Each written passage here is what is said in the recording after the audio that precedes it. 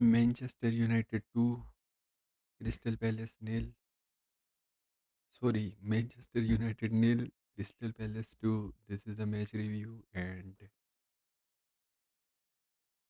guys, we lost another game. I was expecting us to win at home against Palace, but this was always going to be a tough game. And especially when I saw the lineup, all the rookies up front, I was not feeling good. I did not believe in these guys to score the goal, and that's what happened. Manu got a one-on-one chance. He hit the bar. He should have done much better there. And apart from there, there was no other clear-cut chance that we could have scored. We are going to talk about individual players, but this thing is going to continue for the long amount of time, and I think INEOS have written off this season. The problem was, I was saying before this transfer window that United need at least four quality players. At least four quality players who can come in and who can make instant impact and who can improve this team. And they did not sign any of those. Only one signing came, and I am not going to hear that there are FFP problems. You are moving out the players, but you are not replacing them. This is a negligence by the Umar Berada and Ineos. Back to players, Unana was average, Euro was average, Maguire was average, Martinez was fantastic, and Martinez got an injury that is probably a long term injury. He has suffered a knee injury, and we are going to suffer. Manchester United got is going to suffer, and because he is the only uh, line break who can break the lines, who can make progressive passes, who can break the whole defenses through one long ball. He is the only ball playing center back in this Manchester United lineup. No Maguire, no Euro, no Dillet. Only Martinez was able to do all those things, and we do not have any midfielder. Our number six cannot do that, so his miss will be very, very, very, very dangerous for Manchester United. One thing I can see is Luke Shaw is coming, and if he can stay fit, he can give us all those attributes that Martinez gave. So I am looking like Amorim will use him as a left-sided centre back. Diego Dallo is unbearable to watch at wing back. Uh, he is simply unacceptable, and I think he has played probably his last game at a left wing back, and I would play Dorgun from coming games. Ugarte, I do not expect anything good from him when it comes to ball playing abilities, creation, and forward passes. He will not do all any of these things.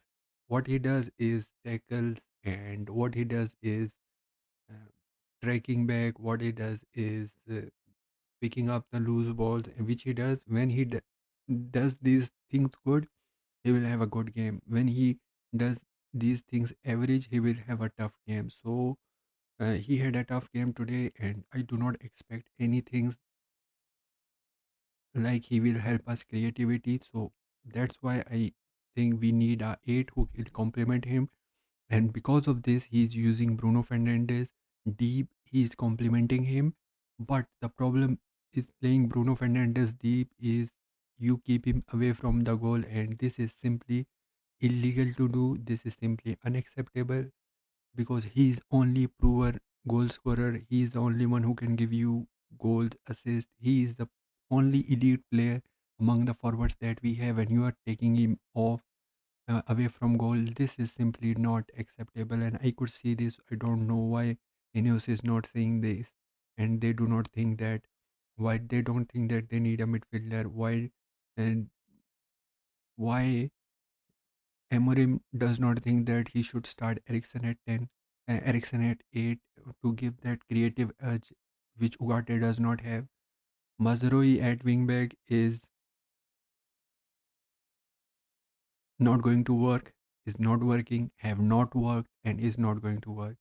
Garnacho was nonsense, Menu was nonsense, and a lot of Man United fans over Twitter after that game in Europa League. Menu fears belongs to 10. I tweeted in that game that before the game started that uh, Menu is going to struggle in the Premier League because he does not have the legs at 20 years of age. He does not have the legs, guys. These guys abuse Casemiro. These guys abuse Ericsson because they do not have the legs at 20, 30 plus years of old. This Menu guy, I rate his ball playing ability. I rate him as a with the ball. He's very technically secure, but he does not have the legs at 20 years of age. So this is the thing that we need to look into. He can still be a successful at number 10, but I do not want to see him as a starter. And then Amad Diallo, whenever Mazrui plays with him as a wingback and he plays as a 10, he struggles. And we need Amad Diallo at right wing back, and we need Bruno Fernandes at number 10 position. And one number 10 position you could play Garnacho, Mainu, Bruno Fernandes.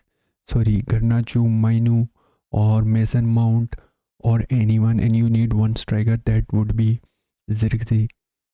So that's how I think we are going to take away something from this season.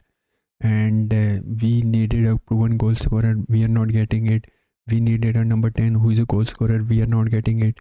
We needed a number 8 who can complement Ugarte, we are not getting it. We are only getting left wing back, and the player that we are getting in the forward position is Matthias Tell, who is another rookie. Garnacho, Mainu, Amad Diallo, Mason Mount is not a goal threat.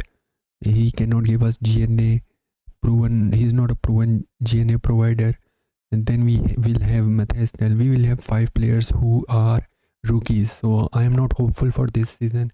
Let's see if they can play Ericsson at 8 and Amad Diallo at right wing back, Bruno Fernandes at number 10, and then we need to get play Zirkzee up front or Rasmus Højlund. I would go with Zirkzee. I think we might be able to get some better abilities on the page. So let me know if you're watching up until now. Please subscribe, and thank you and have a wonderful day.